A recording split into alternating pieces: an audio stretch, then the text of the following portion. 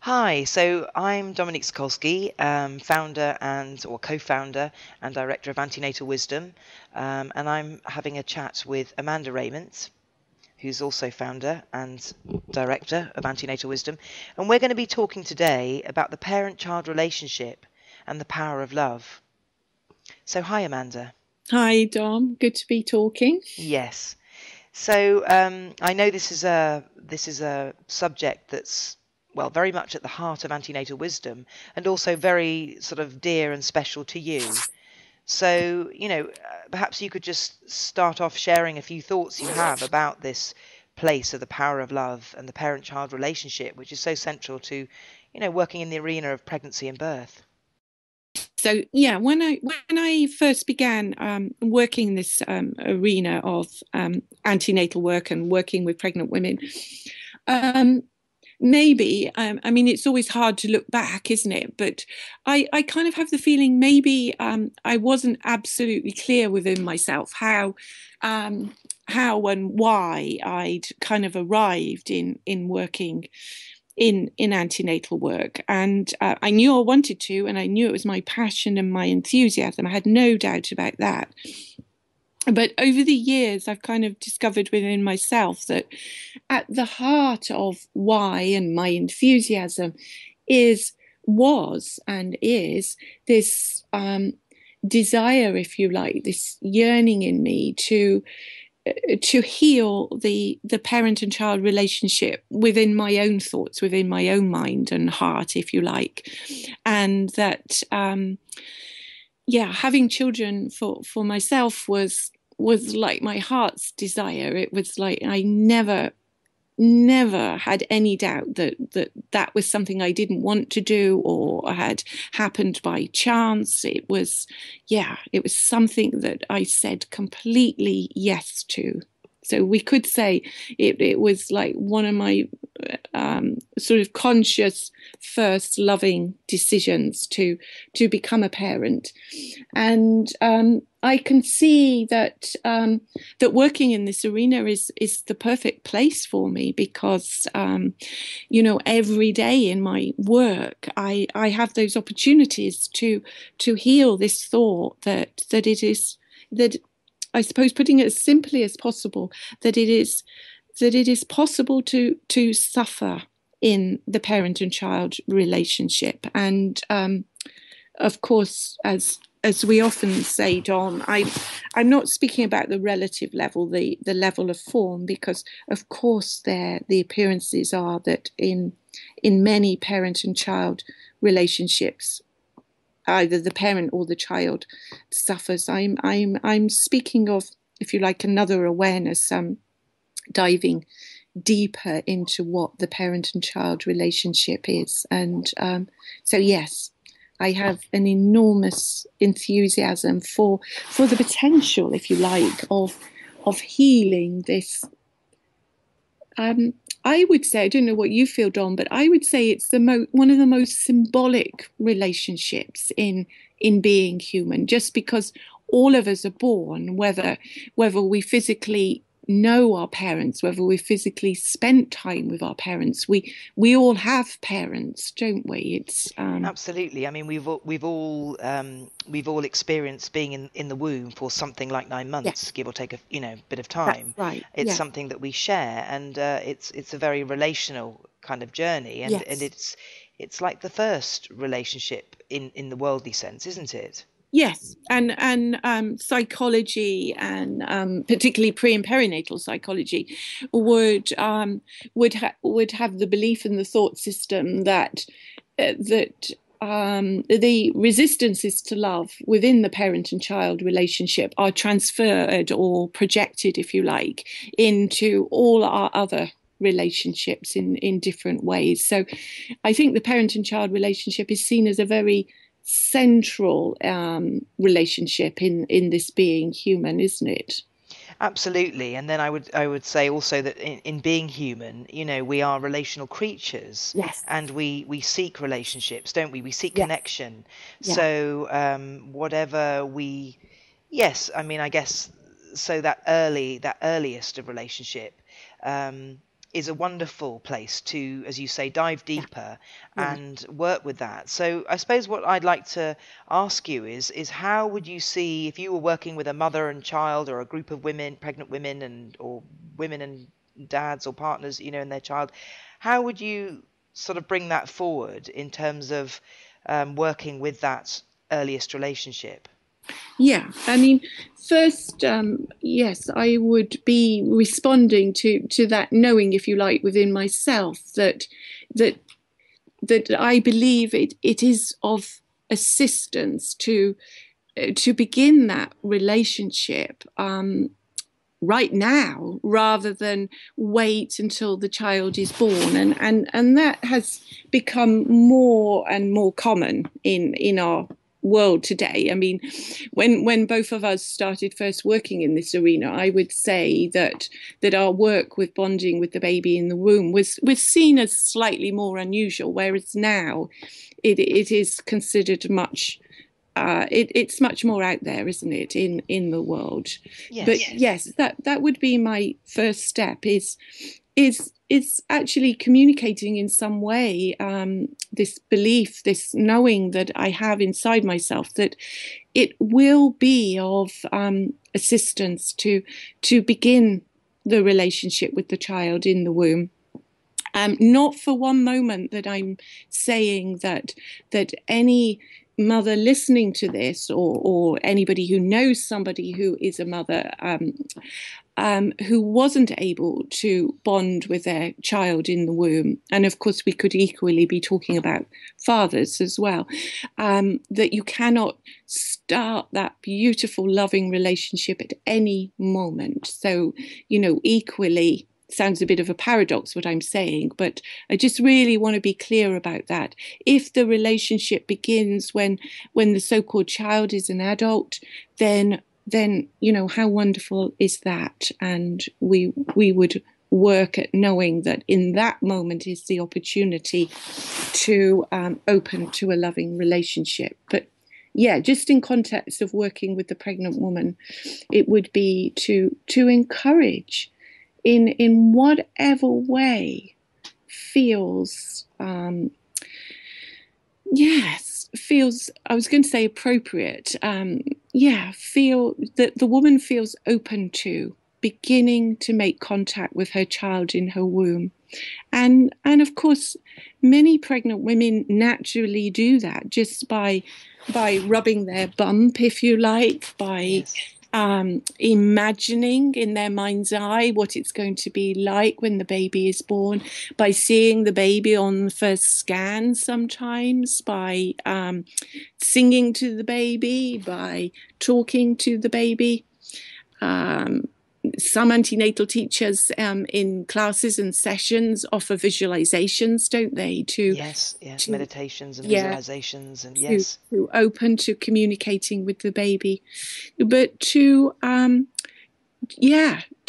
just open their heart to say yes to starting a relationship with the baby. So one of the ways that I may work with that is looking at maybe what stops us saying yes fully to opening our hearts to the child in our womb. And I think it would, on a surface level, it'd be very easy for all pregnant women to say, well, not all, that's a bit of a sweeping statement, for pregnant women in general to say, yes, of course I open my heart to my baby in the womb. But yeah, maybe dive a little deeper to look at, what are the resistances? What stops us? So, there are many scenarios, aren't there, Dom, that yes, that we could imagine that may stop pregnant women saying yes fully in the moment. That maybe just a little bit of connecting with the child, but then yes, or being in relationship. Yes, I can hear what you're saying, and I guess sometimes pregnancy doesn't feel to be chosen. It can be a surprise or a shock, if you like. Or that there can be a lot of ambivalence, that kind of thing. So I guess sometimes it might feel that to be communicating with another human being that you don't really know if you want that human being to be there is a sort of tricky situation, if you like. Or so I guess what you're saying is to consider being in relationship, whatever you're feeling about it. Yes. But to be in sort of, to be in loving communication, I guess. I guess what you're saying is to it asks the mother to not be in guilt, or to be feeling that she's not, all of herself isn't allowed to be forward in that relationship. Yes. No, because a kind of a common scenario of holding back a little bit in relationship with a baby in the womb would be previous miscarriages, wouldn't it? And yes, absolutely understandable why the pregnant woman would want to hold back her heart a little bit, if you like, because the expectation may be that the outcome isn't going to be as she imagined in some way or another. Yes, it takes courage. Yes, it does take courage. And the other kind of scenario that's coming into my thoughts is that people may be surprised about this, but I have heard women who are maybe having sometimes their second or third or fourth baby to bring forward, as we peel off the layers, the thought that we come to underneath the resistances, if you like, to the giving and receiving of love, is that there isn't enough love, and that they can't imagine loving another child in the way in which they love the child already that is outside of the womb, or they already feel like they give 150% of all their energy and time to their first or second children. So how do they open fully to the giving and receiving that another being coming into their life is offering the opportunity, if you like? Yeah. And yes, absolutely. One of the things I've heard you talk about before, which feels perhaps different to the way that I might hear other people talk about the parent-child relationship, is that you have often said to me that you feel it's important to consider including your own parents in the parent-child relationship, somehow in that circle, if you like, of healing relationship. Yes. Would you say a little bit more about that? Yes. So I was trying to think of an example in a way. So it's very common for antenatal teachers to hear statements, if you like, of I really want to parent my child differently to how I was parented, and also during pregnancy, a lot of memories, if you like, of how we were parented ourselves come forward, and sometimes there can be strong thoughts of this is why I'm in a particularly difficult situation within myself because of my childhood. Is that making sense, Dom? Absolutely, yes. I think that's very common. And again, I'm saying there's absolutely nothing wrong with these thoughts or these thoughts coming forward. But if we look at this with what I like to call common sense, if you like, with eyes that and ears that have put judgment and have put our grievances aside for a moment, if we have the thought within ourselves that it wasn't safe during our childhood because of let's just use the mother rather than the father at the moment, because the mother behaved in a particular way, and we believe her particular behavior harmed us in some way. There will be that thought rolling around in our mind, if you like, that mothers are not completely safe places. Yes. And so then, how do we enter into our own parenting with that thought sort of lingering in the background of our thoughts. And Well, I guess I'm gonna stop so that I just want to yeah, make sure that I'm with you. I'm clear yeah, on what you're saying so far because I think it's quite sort of big what you're saying, and I don't want to kind of get it wrong. So I think there's something there where you're saying that if we are holding that thought that mothering is potentially dangerous, then in yeah, some sense we are bringing some defensiveness or some tightness in a way yes, to our own mothering journey, where we yes, are trying to keep ourselves on a certain,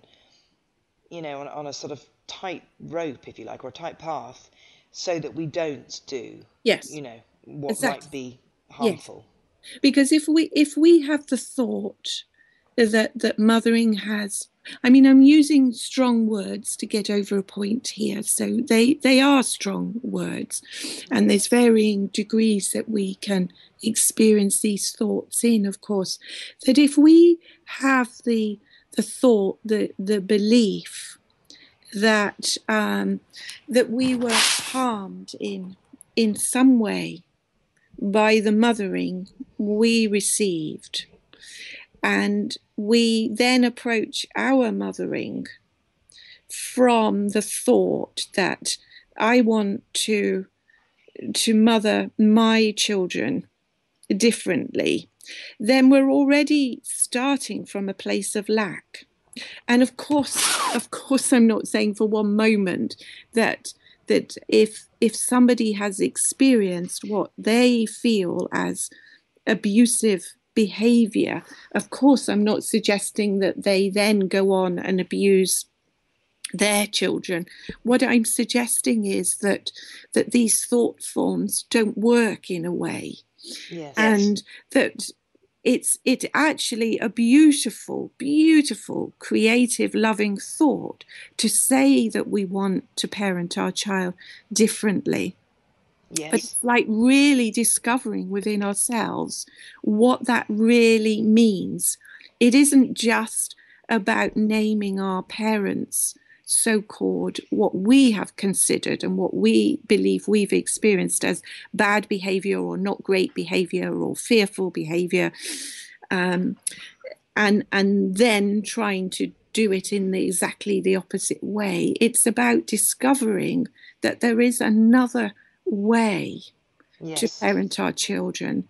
And so, how can that not include our parents? Because the other way that I know I'm speaking of, and I know you speak of as well, Dom, and Antenatal Wisdom is speaking of, the other way is what we call the power, the presence of love within us, and love includes everything and everyone. It doesn't leave anyone out.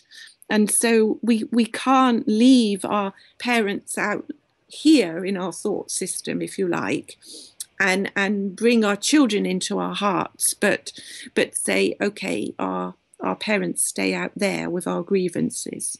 Does that make sense? Absolutely. So I'm trying to think of that in a practical sense. So if someone was, for example, had felt that they had a lot of suffering and possibly even abuse in their childhood, and then was pregnant and Yeah. wanting to do it differently, if you like, or wanting Yes. to do something different with their own child, Yes. what you're really saying is, and again, I just want to get this kind of clear, is not that there's any sort of denial or skipping over their No, experience, certainly not. or actually being very sort of self-honest in a way, Yes. but in that being willing to put their parents in that circle of healing alongside their, which doesn't mean that they would necessarily behave or act or communicate with their parents in any way that felt, No. inauthentic.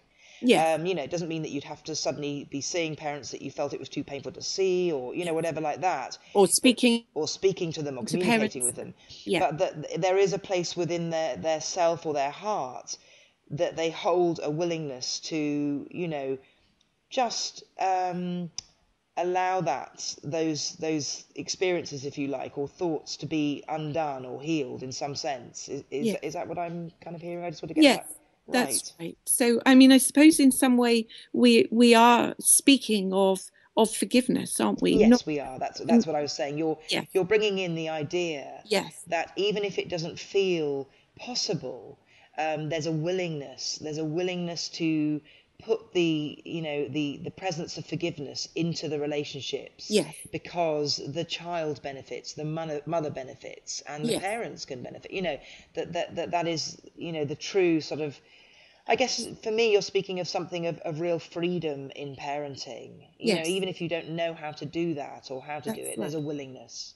Yeah, exactly. And I just want to be clear at this point, we are never speaking in antenatal wisdom or in this conversation of forgiveness of people's behavior. That isn't what we're speaking of, is it? No.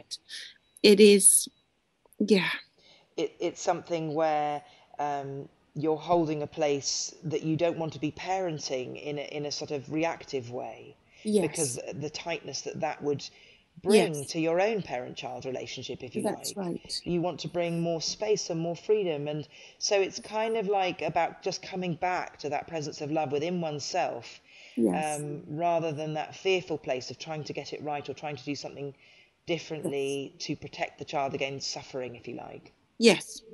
And I can share a personal example, if you like, that I experienced for myself, and it is something that I often share, that when my first son was born, I remember this thought that I had no doubt in my mind that I loved him to bits and that I wanted to be his mum. I mean, it was like, yes, this was everything that I'd wanted, was to become a mother.